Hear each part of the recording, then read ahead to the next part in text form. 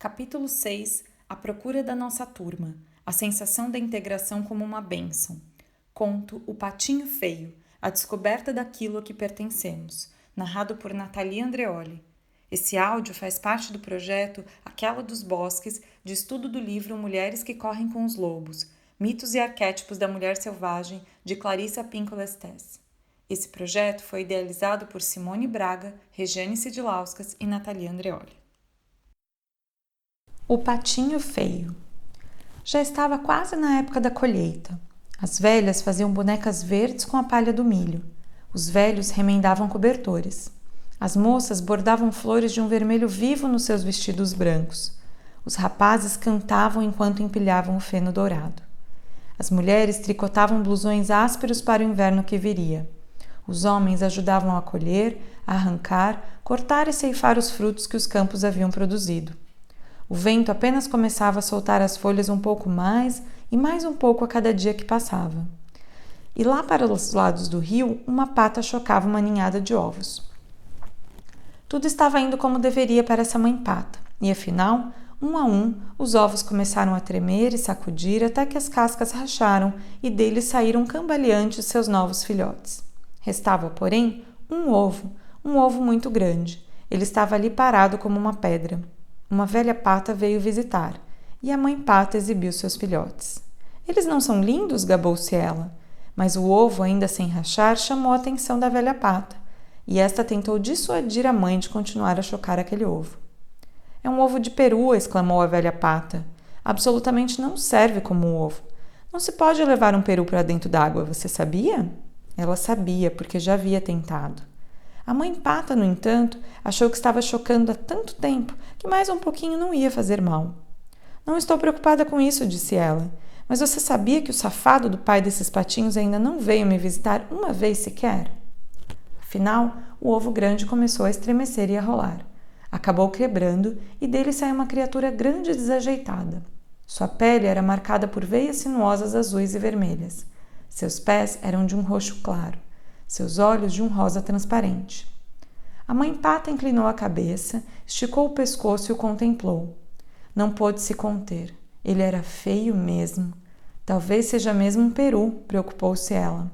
Contudo, quando o patinho feio entrou na água acompanhando os outros filhotes, a mãe pata viu que ele nadava muito bem.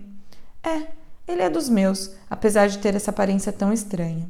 No fundo, porém, do ângulo certo, ele é quase bonito. E assim ela o apresentou às outras criaturas do quintal da fazenda, mas, antes que percebesse, outro pato atravessou o quintal a toda e bicou o patinho feio bem no pescoço. Pare com isso, gritou a mãe pata. Ora, ele é tão feio e esquisito, ele precisa que o maltratem, retrucou o valentão. Oh, mais uma ninhada, como se já não tivéssemos bocas demais a alimentar, exclamou a pata rainha com o trapo vermelho na perna. E aquele lá, aquele grandão e feio? Bem, aquilo sem dúvida é um engano. Ele não é um engano, disse a mãe pata. Ele vai ser muito forte. Foi só que ele ficou tempo demais dentro do ovo e ainda está meio deformado, mas ele vai se recuperar, vocês vão ver. Ela limpou com o bico as penas do patinho feio e lambeu seu topete. Os outros, no entanto, faziam tudo o que podiam para importunar o patinho feio. Voavam para atacá-lo, bicavam-no e gritavam com ele. E à medida que o tempo passava, eles o atormentavam cada vez mais. Ele se escondia, se desviava, saía em zigue-zague, mas não conseguia escapar. O patinho era a mais infeliz das criaturas. A princípio, sua mãe o defendia, mas com o tempo até ela se cansou daquilo tudo. Como eu queria que você fosse embora, exclamou exasperada. E foi assim que o patinho feio fugiu. Com a maior parte das suas penas arrancada e todo enlameado, ele correu e correu até chegar a um pântano. Ali ele se deitou à beira d'água, com o pescoço esticado, e sorvia um pouco d'água de vez em quando. Dos juncos, 2 gansos o observavam. Eram jovens e cheios de si.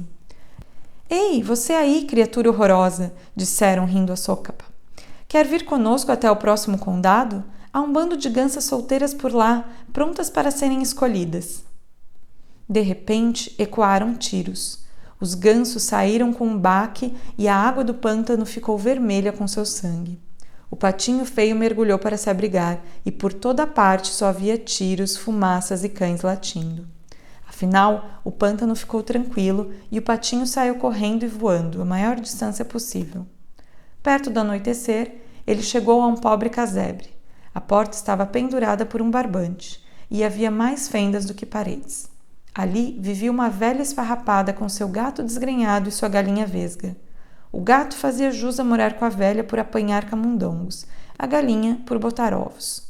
A velha achou que estava com sorte por ter encontrado um pato, talvez fosse uma pata, e também botasse ovos, e, se não fosse, podemos matá-la para comer.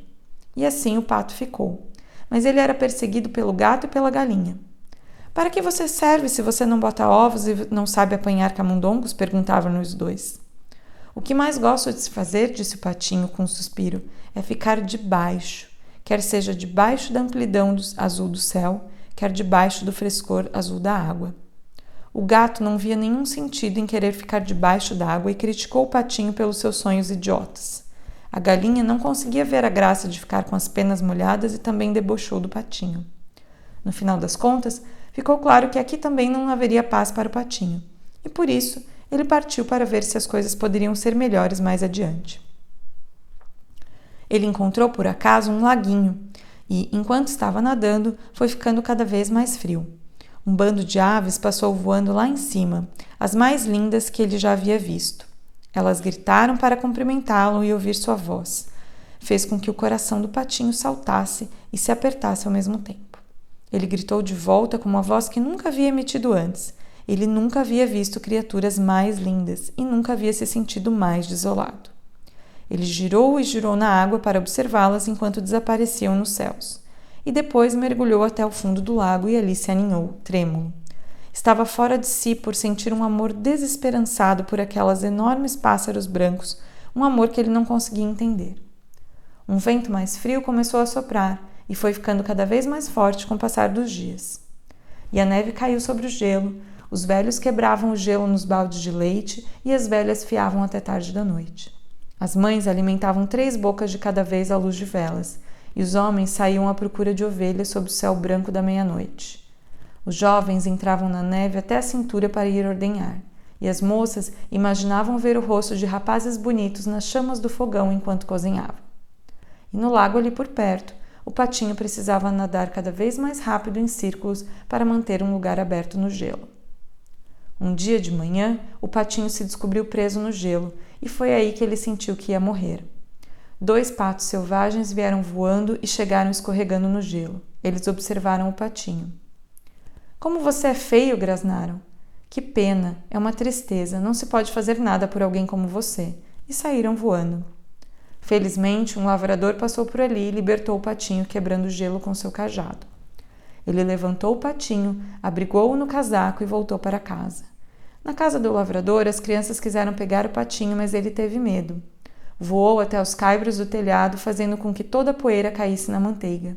De lá de cima, ele mergulhou direto para dentro do balde de leite e, quando ia saindo todo molhado e grudento, caiu no barril de farinha de trigo. A mulher do lavrador saiu atrás dele com uma vassoura enquanto as crianças riam a mais não poder. O patinho saiu agitado pela porta do gato e lá fora, afinal, caiu quase morto na neve. Dali, ele se forçou a prosseguir até chegar a mais um lago. A mais uma casa, a outro lago, a outra casa, e o inverno inteiro transcorreu dessa forma, alternando entre a vida e a morte. Mesmo assim, a brisa suave da primavera voltou. As velhas vieram arejar os acolchoados e os velhos guardaram suas ceroulas compridas. Novos bebês chegavam no meio da noite, enquanto seus pais andavam de um lado para o outro no quintal, debaixo do céu estrelado. Durante o dia, as moças enfiavam narcisos nos cabelos e os rapazes examinavam os tornozelos femininos. E num lago por ali, a água ficou mais agradável e o patinho feio que nela boiava abriu as asas. Como eram grandes e fortes as suas asas, elas o levavam bem para o alto e acima da terra. Dos céus, ele via os pomares com seus mantos brancos, os lavradores arando, os jovens de toda a natureza saindo da casca, tropeçando, zumbindo e nadando. Também brincando na água do lago havia 3 cisnes, as mesmas criaturas maravilhosas que ele havia visto no outono, aqueles que lhe haviam causado um aperto tão forte no coração. Ele sentiu um impulso de se unir a elas. E se fingirem que gostam de mim e depois, assim que eu me aproximar, saírem voando as risadas? Pensou o patinho. Ele desceu planando e pousou no lago, com o coração batendo forte. Assim que o viram, os cisnes começaram a nadar na sua direção. Sem dúvida, estou a ponto de encontrar meu fim, pensou o patinho. Mas, se tenho de ser morto, melhor que seja por essas lindas criaturas do que pela mão de caçadores, donas de casa ou longos invernos. E abaixou a cabeça para guardar os golpes. Que surpresa! Na imagem na água, ele viu um cisne em traje a rigor, plumagem branca como a neve, olhos escuros e tudo mais. O patinho feio a princípio não se reconheceu, porque era exatamente igual aos belos estranhos, igual àqueles que havia admirado de longe, e acabou se revelando que ele era um deles no final das contas. Seu ovo, por acaso, havia rolado para um ninho de patos. Ele era um cisne magnífico, e pela primeira vez sua própria família se aproximava dele, tocando-o com cuidado e carinho com as pontas das asas. Eles lhe limparam as penas com seus bicos e nadaram muito ao seu redor para cumprimentá-lo. Ei, tem mais um cisne! Gritaram as crianças que vinham trazer migalhas de pão para os cisnes. Como costumam fazer as crianças de qualquer lugar, elas correram para contar a todos. As velhas vieram até a beira d'água, destrançando seus longos cabelos prateados. Os rapazes juntavam nas mãos uma taça um pouco de água limpa e a atiravam na direção das moças, que enrubesciam como pétalas. Os homens tiraram uma folga da ordenha só para tomar um pouco daquele ar. As mulheres pararam um pouco de remendar só para rir com seus parceiros. E os velhos começaram a contar histórias sobre como a guerra é longa e a vida é curta. E um a um, fosse pela vida, pela paixão, fosse porque o tempo estava passando, todos se afastaram dançando. Os rapazes, as moças, todos foram embora dançando. Os mais velhos, os maridos, as esposas, todos foram embora dançando. As crianças e os cisnes também se afastaram dançando, deixando ali só nós, a primavera e mais uma mãe pata chocando seus ovos junto ao rio.